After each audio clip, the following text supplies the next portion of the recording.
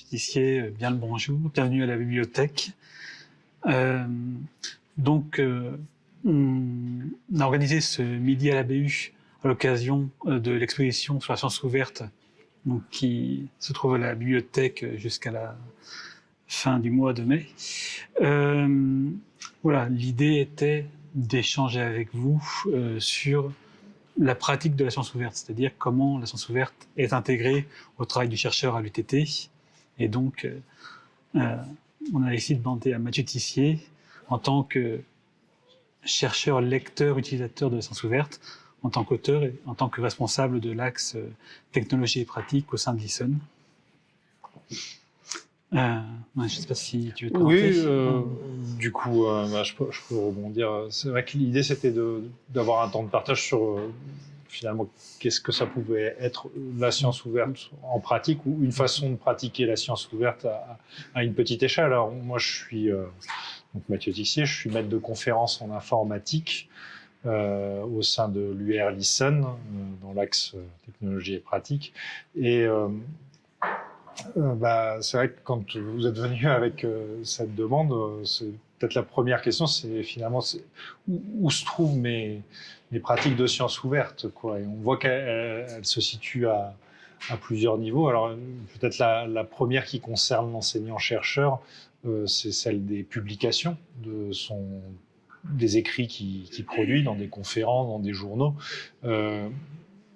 Qui du coup sont pas toujours accessibles au grand public. Et une démarche, ça peut déjà consister à venir s'assurer qu'il y ait des tirets à part ou des exemplaires qui soient déposés sur des archives ouvertes. Donc là, il y a déjà finalement des produits de la recherche. Ça, c'est peut-être le premier axe par lequel on est entré dans la discussion. Et c'est vrai que c'est finalement plus vaste que ce que je pouvais aussi imaginer peut-être au départ, parce que c'est vrai qu'il y a il y a le partage des publications, mais il y a finalement d'autres modalités. Et là, on se rend compte que c'est peut-être un petit peu plus complexe à mettre en œuvre, parce que rendre public les articles, après tout, ils ont vocation à être publics, on le fait pour. Alors souvent, il y a des éditeurs qui en profitent parce que ça a un coût aussi de les mettre à disposition, mais je dirais c'est une vocation assez intuitive. Ce qui est peut-être moins intuitif, c'est justement, on parlait de degré de partage au début. Est-ce que ce partage, il ne doit pas concerner finalement aussi les données qui ont servi à fabriquer cet article ou qui sont le support de cet article? Donc là, c'est vrai que le territoire est un peu plus vaste. Alors peut-être je peux laisser Jean-Baptiste dire quelques mots, parce que pour nous, notre situation de laboratoire est un petit peu particulière. Voilà, en fait, effectivement, dans la science ouverte, on dit qu'il y a 3 piliers en ce qui concerne les produits de la recherche: les publications, les données de la recherche et tout ce qui est logiciel permettant de produire des résultats. Et donc, effectivement, il y a le partage des publications, le partage également des données qui ont permis d'arriver à ce résultat, à des fins, d'une part, de reproduction du travail effectué, de vérification, donc afin que les données puissent être réutilisées par d'autres. Et enfin, le partage de logiciels open source, ou de manière générale l'utilisation de logiciels open source dans le travail de recherche, afin à nouveau qu'il n'y ait pas d'outils propriétaires nécessaires à un chercheur pour effectuer son travail. Donc l'idée étant de plébisciter les logiciels open source et de partager, s'il y a production en interne, ce type de logiciel. Et typiquement pour ce dernier résultat, il me semble que Texico... Oui, du coup, à Texico, il y a vraiment deux... en fait, il y aurait à dire sur aussi ces deux autres piliers, c'est-à-dire les données et puis les logiciels libres. Alors, peut-être, juste pour les prendre dans l'ordre, alors sur les données, faut se rendre compte que donc on est un collectif de recherche pluridisciplinaire. Donc il y a des informaticiens, mais il y a aussi des sociologues, des psychologues, des personnes qui étudient l'analyse des interactions, des personnes en sciences de gestion. Et du coup, chacun a un peu des pratiques différentes. Mais ce que je vois, surtout pour aussi le type de données avec lequel je travaille, c'est pas forcément évident d'être dans une démarche où on va partager ou rendre publiques les données. Alors, je m'explique. Souvent, une grosse part du travail d'analyse qu'on va faire passe par des entretiens ou des observations qui sont pas forcément toujours enregistrés, mais même quand il y a des enregistrements, ils n'ont pas forcément vocation à être partagés au-delà de l'analyse, parce que c'est des discours sur l'expérience vécue des personnes, ou alors c'est des moments où on les a filmés en train de travailler ou de faire une activité, mais finalement, ce qu'on souhaite partager en termes de résultats de recherche, c'est l'analyse. C'est pas le matériau brut qui est par ailleurs peut-être difficilement intégrable à d'autres questions de recherche que celles qu'on se pose. Donc c'est vrai que sur ce côté-là, on n'a pas forcément une facilité de partage et toutes les possibilités de partage qu'il peut y avoir avec des données, je ne sais pas, de mesure de la résistance d'un matériau, par exemple. Ça peut s'entendre peut-être plus facilement de partager ce type de données, mais je dirais le type de données et je dirais la pluridisciplinarité auquel on fait face fait que la question se pose peut-être pas de la même façon que dans d'autres laboratoires en physique ou en mécanique. Donc il y a ce point-là qu'on peut même peut-être approfondir après. Mais du coup, finalement, c'est peut-être pas tant le contenu des données qu'on va être intéressé à partager que, en effet, plutôt des méthodes ou des logiciels. Et là, finalement, ça touche au troisième pilier et on est, je pense, assez bien concerné dans le cadre de l'équipe parce que il y a production de logiciels open source dans notre équipe de recherche. Donc notamment la suite Hypertopic, Hyperglosae, qui a une longue histoire en fait d'être une suite logicielle pour outiller le travail intellectuel et je pense que Aurélia Benel, qui est un peu à la source de tout, a toujours eu à cœur de mettre et de construire ces logiciels dans une démarche open source et de partager le code source. Alors on pourra y revenir dans les questions, mais ça, même à ce niveau-là, c'est pas si simple de l'organiser ce partage. Alors on commence à toucher à des points techniques, mais alors open source, s'il suffit de partager le code de l'application pour l'installer et pouvoir l'utiliser, c'est un petit peu ce que beaucoup de gens ont comme expérience de l'open source, de pouvoir télécharger le logiciel et puis c'est gratuit, ça marche tout de suite. Mais il y a aussi finalement pour des logiciels d'analyse qualitative coopératifs le besoin d'héberger, de mettre à disposition ces solutions. Donc c'est pas seulement la partie cliente ou en tous les cas celle qui est la plus l'émanation la plus intuitive avec son interface graphique là qu'il s'agit de partager, mais c'est aussi la partie serveur, service où là il y a toute une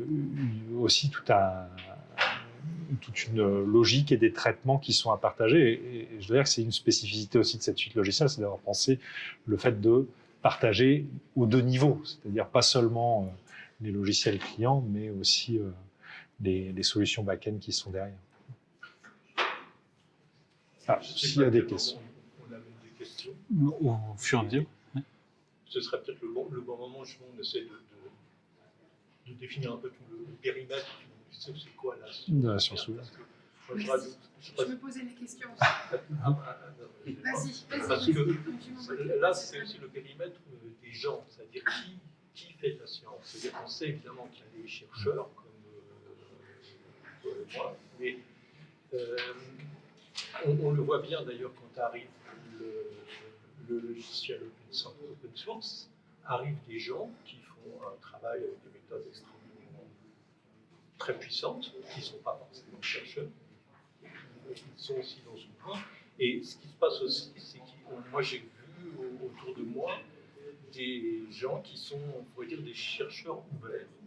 Moi je pense par exemple, on a rencontré, peut-être certains d'entre nous avaient rencontré les gens des tiers-lieux comme la mine, etc., que certains connaissent. Il y a des gens qui sont là, qui font parfois un doctorat. Je pensais à Rigol qui était à la mine, ben, ça fait 10 ans. Il travaille comme chercheur, mais pas dans l'université. Quand il publie, il y a une rigueur de méthode, et c'est des gens aussi qui produisent des données. Lui, il travaille sur les questions des énergies Renouvelable. Mais on a aussi une ouverture qu'il faudrait peut-être penser sur voilà, une open science dans laquelle il y a les chercheurs, mais il y a peut-être des chercheurs peut-être plus ouverts, donc, qui aussi amènent des méthodes, sont rigoureux et publient. Hein, donc, voilà. C'est une suggestion d'élargir un petit peu aussi au niveau des gens. Les nouvelles techniques finalement de sciences ouvertes permettent aussi des nouveaux types de chercheurs. Moi, je me posais la question du public. À qui ça s'adresse? C'est-à-dire, est-ce que ça s'adresse simplement à un public de chercheurs, d'universitaires, etc. Qu'il faut ouvrir voilà, parce que moi, je ne suis pas scientifique, je ne suis pas universitaire. J'ai un petit peu touché du doigt l'initiation à la recherche avec mon master. Et ça a été compliqué pour moi de comprendre les articles de publication scientifique auxquels j'ai eu besoin d'une. Enfin, voyez, donc moi je me dis à quel type de public ça s'adresse si vous voulez ouvrir. À quel type de public ça s'adresse? Est-ce que ce public il a les outils nécessaires pour comprendre sur quoi vous travaillez? Je trouve que les deux questions se rejoignent et sont vraiment intéressantes parce qu'il y a une jonction, c'est-à-dire que, alors, d'une part, c'est vrai qu'avec les trois piliers qui sont là, il y a déjà finalement un premier geste d'ouverture qui est entre les chercheurs. Parce que c'est déjà pas forcément évident à l'échelle d'un laboratoire d'avoir accès aux publications des uns des autres. Mais, et du coup, c'est vrai que déjà cette démarche, alors pour peut-être pas non plus tout le public, mais en tout cas un public motivé, ça peut être des passerelles qui permettent de rejoindre ou peut-être d'être sur la même plateforme pour partager des données ou en tous les cas engager une discussion. C'est vrai que c'est compliqué d'envisager une science citoyenne si le citoyen ou même l'association n'a pas accès aux publications. Ça, c'est une première part de la question, c'est que ça peut être un peu le socle. Alors après, est-ce que les outils actuels sont suffisamment accessibles? Moi, je pense que c'est peut-être aussi le problème, il ne peut pas y avoir que les outils. C'est-à-dire qu'à un moment donné, c'est quand il y a des temps d'échange aussi comme ça qui sont organisés que ça peut vraiment se révéler parce que les pratiques, on le voit bien à notre petite échelle déjà de collectifs de recherche pluridisciplinaires, les pratiques de recherche d'une discipline à l'autre, d'une communauté à l'autre, sont pas transparentes et faciles à lire, en fait, même déjà aussi entre chercheurs. Mais je trouve que là, il y a une question forte aussi, et je trouve que le lien est quand même bien présent sur l'idéal, ou peut-être presque d'un quatrième pilier, de vouloir avoir une sorte de science citoyenne et participative. Du coup, ça vient poser des problèmes d'accessibilité, quoi. Et jusqu'où on les amène, parce que je ne sais pas, dans votre expérience, par exemple, c'est vrai que c'est déjà sympathique de se dire tout le monde qui a un accès à Internet peut parcourir HAL et y trouver des choses. Alors peut-être ça fait beaucoup de choses en fait, et ça nuit peut-être paradoxalement à l'accessibilité. Voilà, mais c'est vrai que les outils de sciences ouvertes vont dans ce sens de partage, que ce soit à des publics non scientifiques ou à des chercheurs qui ne sont pas forcément intégrés à un laboratoire. Pour l'exemple du public qui n'a pas forcément une connaissance scientifique poussée, sur HAL, par exemple, donc HAL qui est l'archive ouverte nationale et pour laquelle on a un portail HAL-UTT. Donc HAL a notamment dans ses métadonnées, donc dans son descriptif des documents qui sont publiés, le niveau scientifique, c'est-à-dire vulgarisation ou contenu scientifique. Ce qui permet déjà au public de trouver des réponses adaptées à ses connaissances pour l'intégration de chercheurs en dehors du laboratoire. Les outils HAL vont vers également une ouverture. Typiquement, sur le portail HAL, sont par défaut publiés, les articles publiés dans des revues scientifiques. Donc, il y a signalement ou dépôt de ces articles. Mais HAL peut également permettre de déposer des articles en préparation amené à être publié dans des épi-revues, donc dans des revues en open access. Donc, effectivement, HAL peut être une fin pour déposer un article déjà publié, mais également une voie de publication. Voilà. Et l'Open Science développe également d'autres éléments ouverts en termes de publication, c'est-à-dire qu'il y a également des open reviews. Donc, les relectures d'articles qui passent en open access. Donc, une ouverture du processus de publication à tous les niveaux, de la soumission jusqu'au dépôt et à la lecture. D'accord. Je ne sais pas si ça répond à votre remarque par rapport à l'intégration croissante des chercheurs. Oui, parce que c'est Hein une espèce de dynamique Hein qui évolue. Par exemple, c'est effectivement possible pour des gens de s'inscrire sur HAL quand soit ils ont participé à une conférence publiée, soit donc, il y a une possibilité d'élargissement, mais qui en même temps, tout le monde se contrôle entre pairs quand même. C'est-à-dire que même si quelqu'un, par exemple un doctorant qui à un moment donné, un postdoc qui n'a pas de poste de 2-3 ans, ça arrive, etc., bah, il reste dans la communauté sans problème, au moins avec l'open science. Voilà.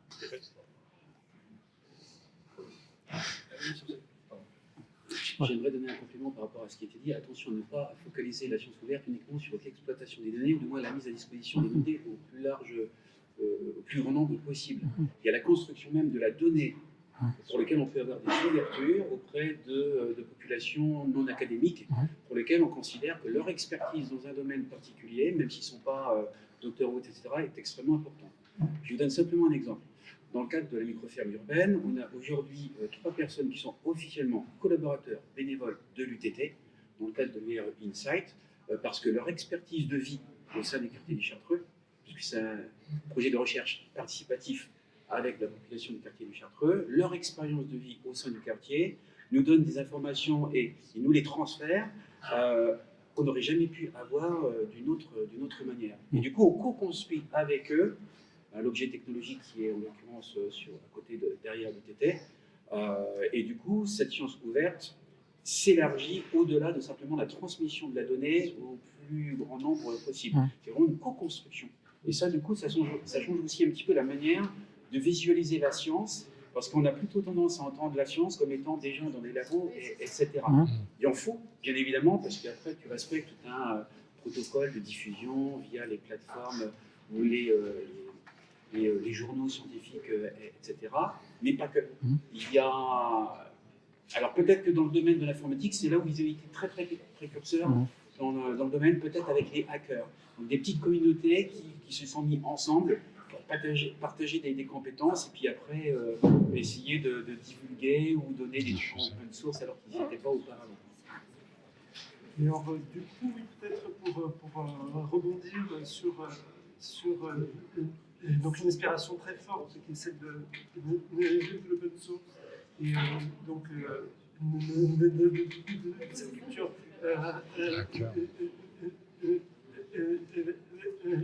des hackers donc au sens noble du terme de bricoleur de l'informatique. Donc ça pose quand même une vraie question parce que comme on l'a vu, il y a des très bonnes raisons de faire des sciences ouvertes pour des raisons donc à la fois donc épistémologiques. Et tu as commencé avec ça en disant que la science doit être reproductible et que du coup toute la chaîne, il faudrait qu'elle soit aussi. Des raisons plus éthiques, mais qui fonctionnent un peu pour et contre, c'est ce que tu mentionnais, c'est-à-dire que ça semble normal que des données qui sont construites à partir de ce que font les citoyens, que les citoyens puissent aussi donc accéder et donc rester maître de ces données, mais du coup se pose plein de questions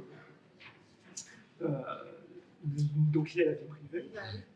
Et puis des questions très politiques qui sont finalement tout ce qui est construit par donc la science publique, finalement, qui elle appartient, et que ce soit important, en particulier quand quand ça peut donner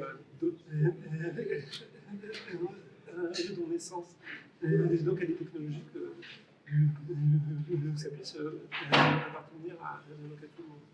Mais c'est vrai que ce modèle très inspirant donc de la culture hacker et de l'open source, on en touche un petit peu les limites aussi, parce que c'est quand même une culture qui est apparue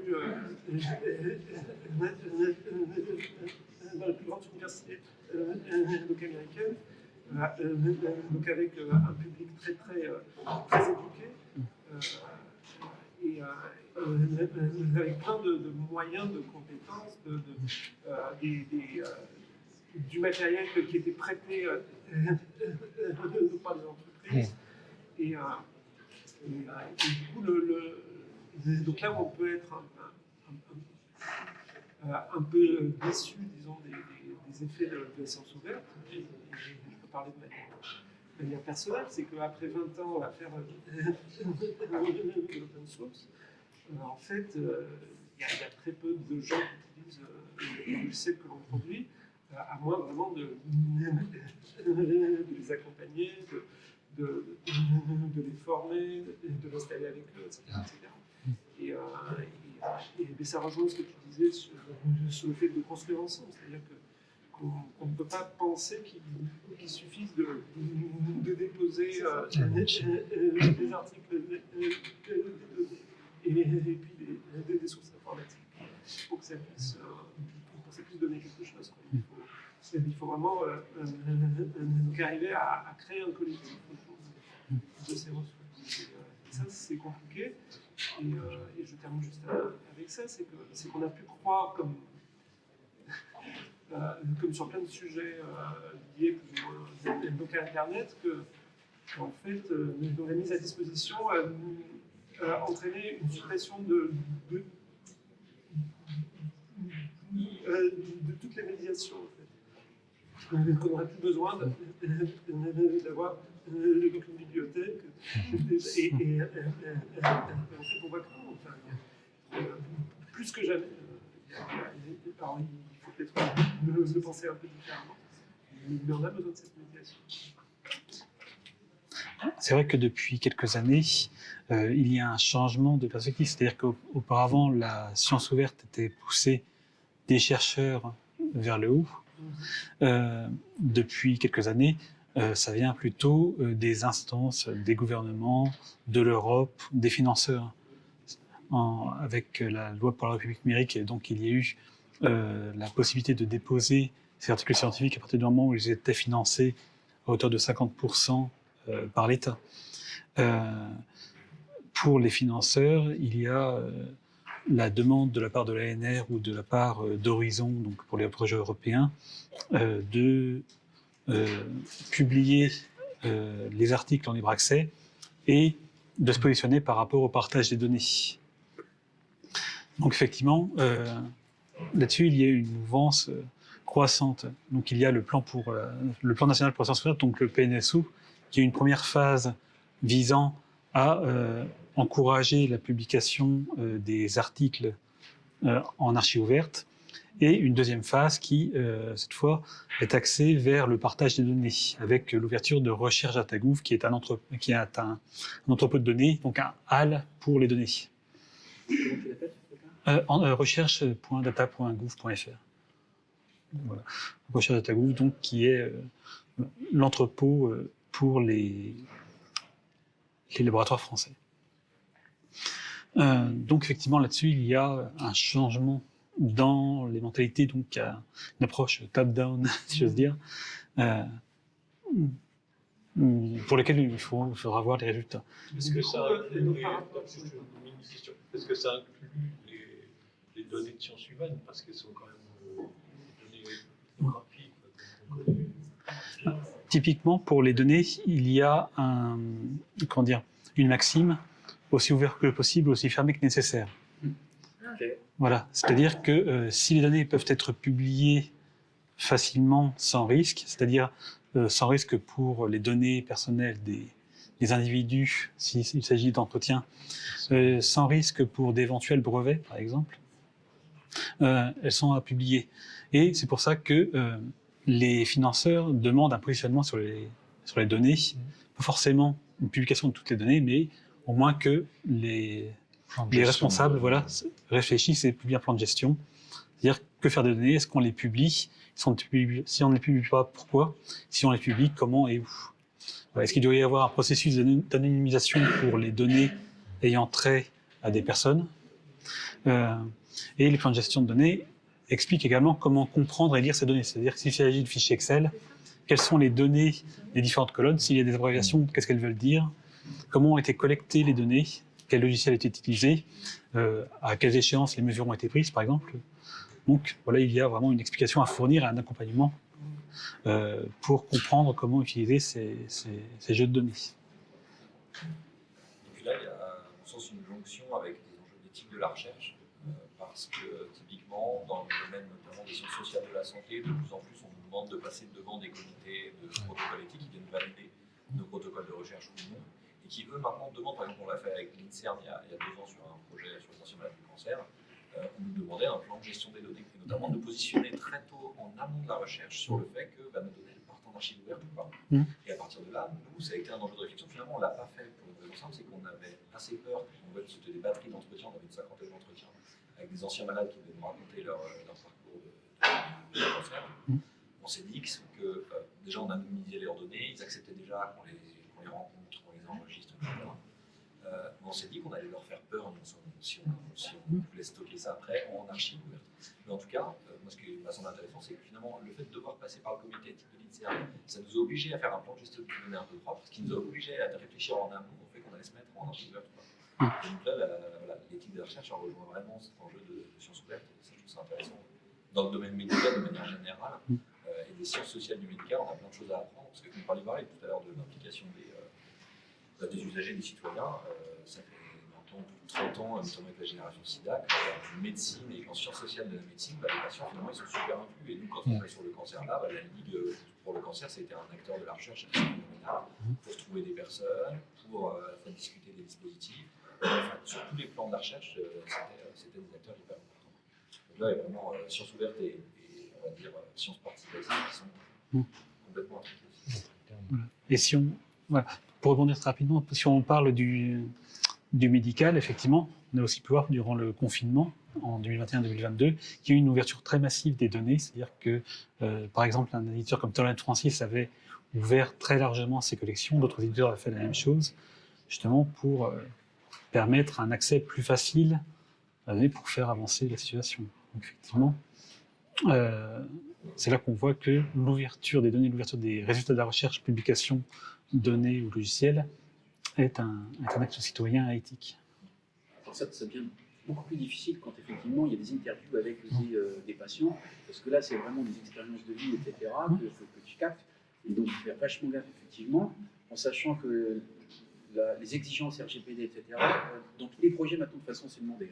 À NRO, etc., ils demandent dès le début quelle est votre stratégie, blabla, etc. Moi j'aimerais bien savoir, ici au niveau de l'UTT, effectivement, parmi tous les projets de recherche qui se sont lancés depuis un certain nombre de temps, c'est-à-dire depuis les dernières évaluations du CERS, quels sont les projets qui ont vraiment eu cette stratégie de sciences ouvertes, en sachant que je pense que là, à mon avis, on réfléchit sur un truc très basique, effectivement, la mise à disposition de nos résultats, dans le meilleur des cas, les données brutes. Alors moi, je ne suis pas tout à fait d'accord, parce que les données brutes, je pense qu'on peut malgré tout les mettre à disposition, parce qu'elles ont été captées dans un certain projet de recherche. Donc on va en faire la transcription, surtout si on est dans sciences humaines et sociales, d'une certaine manière. On va ne exploiter que certains éléments de ces données brutes, qui pourraient être totalement utilisés par d'autres, avec un autre filtre de retranscription, qui pourrait être mis à disposition. Et là, je pense que dans le cadre particulier de l'Université de technologie européenne, on a peut-être intérêt à créer cet univers de partage limité entre nous au niveau des EUT+, pour peut-être élargir, puisque c'est la stratégie 2035 a priori, notre capacité de travail collaboratif qu'on n'a pas eu jusqu'à présent, parce que c'est en train de se monter. Je ne sais pas, mais... De manière très pratique, donc arriver à ce que des collectifs de chercheurs différents travaillent vraiment sur les mêmes sur le même corpus documentaire, donc fonds d'archives. Ça fait une vingtaine d'années que j'essaie de faire ça. Donc on a tout ce qu'il faut au niveau des méthodes, des logiciels, etc. Mais c'est très difficile en fait, parce que pour plein de raisons qui se croisent, c'est que même en archéologie, le fait de partager des photographies de base qui viennent d'un musée, ça pose un problème de droit d'auteur, mais complètement fou. Donc il y a bizarrement les droits de la personne qui a trouvé de base. Oui, oui. Donc les droits du photographe et les droits du musée aussi. Donc, et quand on touche donc à des données qui sont plus ethnographiques, c'est encore plus compliqué. Et en plus, ça n'a pas forcément toujours de sens au niveau scientifique de dire sur les mêmes entretiens, on peut faire une étude complètement différente, parce que quand même, il a été produit avec une visée particulière, avec une question de recherche qui est et puis même en termes de stratégie des chercheurs, un chercheur il se définit aussi par le choix de ses terrains. Donc du coup, c'est pas forcément très intéressant pour lui de dire qu'il a juste retravaillé des terrains qui ont été défrichés par lui. Ce serait plutôt le processus qui a amené à obtenir ces données-là qui serait partageable d'une certaine manière. Là, tu peux le faire sans aucun souci, parce que c'est le méthodo à ce moment-là que tu diffuses. Puis après, chacun de s'approprier. Même à grande surprise, c'est pas si facile que ça de faire travailler des chercheurs différents sur les mêmes données. Mais il y a aussi quand même eu des nouvelles types de licences Creative Commons, peut-être plus adaptées. Sans but commercial. La question des licences, le seul avantage, c'est quand même très poussé.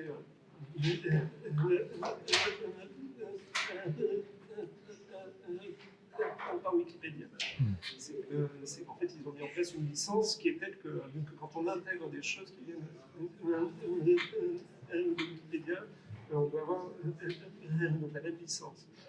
Du coup, on a donc le même effet que ce qu'on connaissait donc avec certaines licences. Open source, contamination. Mais l'effet n'est pas si grand que ça, parce qu'il suffit en fait de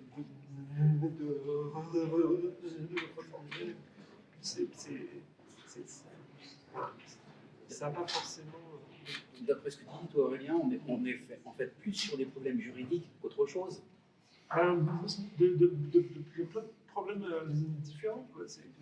En termes de propriété intellectuelle ou autre. Donc, encore une fois, il y a des blocages qui sont, en termes de propriété intellectuelle, qui sont compliqués, à moins de penser qu'on part à partir de rien. Donc, je reprends mon histoire des photos de base. On ne peut pas imaginer aujourd'hui, enfin, une thèse de doctorat, c'est peut-être 2000, 3000 bases. On ne peut pas imaginer que le doctorant refasse toutes les photographies dans tous les musées du monde. Donc il va forcément s'appuyer sur des travaux qui ont été faits avant. Donc ça, c'est un exemple intellectuel. Après, on a déjà été quand c'est plus ethnographique, c'est plus donc les droits liés aux données personnelles. Protection des personnes. Il y a plein de micro-blocages. Et puis, le troisième dont on parlait, qui est qu'en termes de carrière, c'est c'est pas forcément très valorisé de reprendre des données qui ont été faites par d'autres, de reprendre des logiciels qui ont été faits par d'autres. Ça aussi, c'est Une discipline à l'autre. Et puis, je te parle maintenant parce que c'est hyper important. C'est exactement la même chose, le problème de valorisation de carrière, dans certaines disciplines, notamment je le vois en sociologie de manière assez brutale, dans le fait de publier dans des revues open source, parce que des revues ouvertes, en sociologie, quoi. Toutes les revues anglo-saxonnes comme françaises qui comptent, à part une dans le numérique qui date en sociologie, qui s'est fait une grosse place, voilà, qui est spécialisée dans le numérique. Sinon, toutes les grosses revues sont des grosses revues qui appartiennent à des gros éditeurs qui font payer plein d'euros. Et quand on essaie de publier ailleurs, très bien, mais ce sont des revues qui sont inconnues et qui n'arrivent pas à faire de place. Donc, Il y a un très gros business là-dessus. Hein. c'est un marché colossal des éditeurs. C'est vrai que qui s'auto-entretient, parce qu'ils créent des indicateurs de qualité des revues qui s'appuient sur le fait que ça dépend de... c'est une machine de Springer, etc. Je me permets de reprendre la main, comme on m'a dit qu'il y a qu'il ne reste que quelques minutes. Effectivement, il y a une transition entre deux modèles. C'est-à-dire qu'il y a beaucoup d'éditeurs qui font payer des APC, donc des frais pour la publication en open access, donc ce qu'on appelle la voie dorée, qui est en parallèle de la voie verte, qui est le dépôt sur archives ouvertes comme HAL ou Archive. Du coup, en tant que responsable de l'axe technologie et pratique, il y a une politique particulière concernant ces publications, le choix entre PC, archives ouvertes. Comme on l'indiquait en fait, c'est-à-dire que c'est très marqué par les communautés de recherche où on participe et des choix qui finalement sont faits collectivement, mais pas forcément consciemment par les communautés, d'être associés à certains éditeurs. Alors parfois, on va avoir des démarches plutôt vertueuses. Je vois par exemple la Digital Library de la société scientifique USET, qui est la société pour les technologies embarquées et sociales, qui est une société européenne qui a sa propre librairie digitale qui volontiers en fait partage l'essentiel des articles qui sont produits dans ces conférences. Mais voilà, certaines revues vont être adossées à des éditeurs, c'est celles qui ont le prestige ou qui sont valorisées dans les indicateurs, donc c'est compliqué de contourner en fait. Donc je dirais en dehors, en effet, on l'a un peu évoqué de ces aspects parfois d'exigence top-down par les financeurs de projets où là, ça peut être intégré. C'est vrai que c'est pas toujours facile. Après, ce qui est bon à rappeler, c'est quand même que l'auteur, enseignant-chercheur a toujours la possibilité, je pense, de partager une version, peut-être pas tout à fait la même, mais de son article sur une archive ouverte comme HAL et ne prend aucun risque à ce sujet. Donc, c'est peut-être de partager plus largement ces tirés à part qui sont... Tout à fait. J'ai une question par rapport à ça. Imagine que tu as un article qui est publié dans un journal X, un journal international, en anglais, etc. Tu le traduis pile poil en français. Tu peux le mettre sur HAL sans aucun souci ou pas? En sachant que les images, tu les as un peu changées, c'est plus les mêmes, etc. Mais le fond du texte est exactement le même. Copie de travail. Dans la même ligne, en fait, avoir une information claire sur quels que soient les revues. T'as le droit à ça ou pas? Nos droits, ça serait Alors, intéressant. ça dépend de la licence auprès de laquelle, avec laquelle les manuscrits ont été déposés auprès de l'éditeur.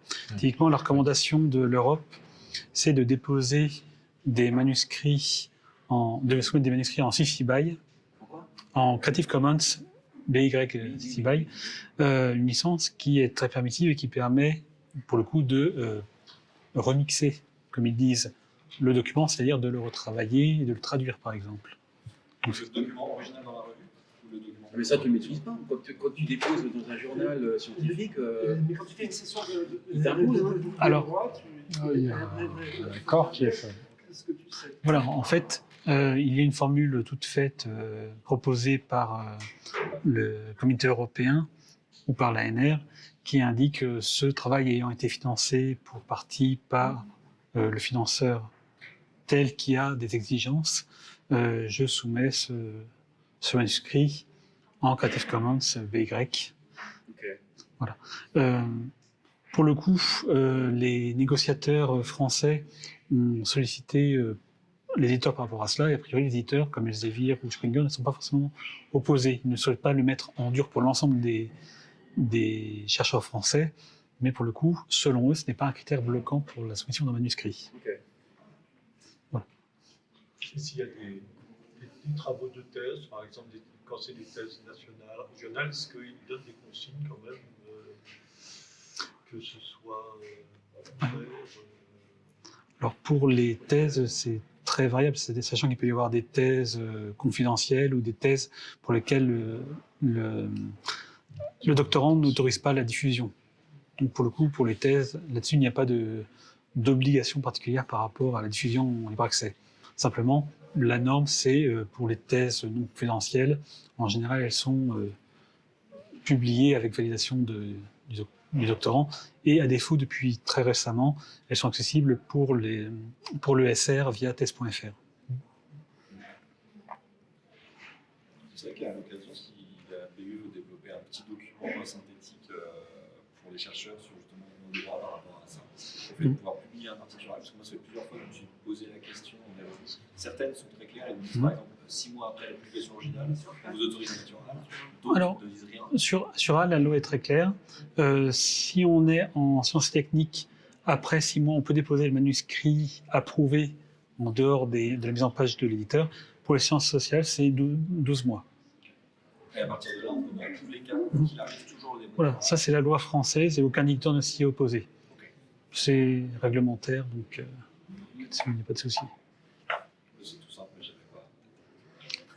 Je ne sais pas s'il y a un mot de la fin à apporter. Non, mais, je trouve que c'est bien ces discussions, et je trouve que finalement ce qu'on peut ressentir aussi après pas mal d'années que le mot-clé de la science ouverte est présent, c'est qu'on en prend de plus en plus conscience et on le travaille de plus en plus. Alors je pense que le travail est pas fini, mais on progresse quand même et on voit qu'il y a beaucoup à faire en tout cas. Merci. Merci à vous. Merci à vous. Merci.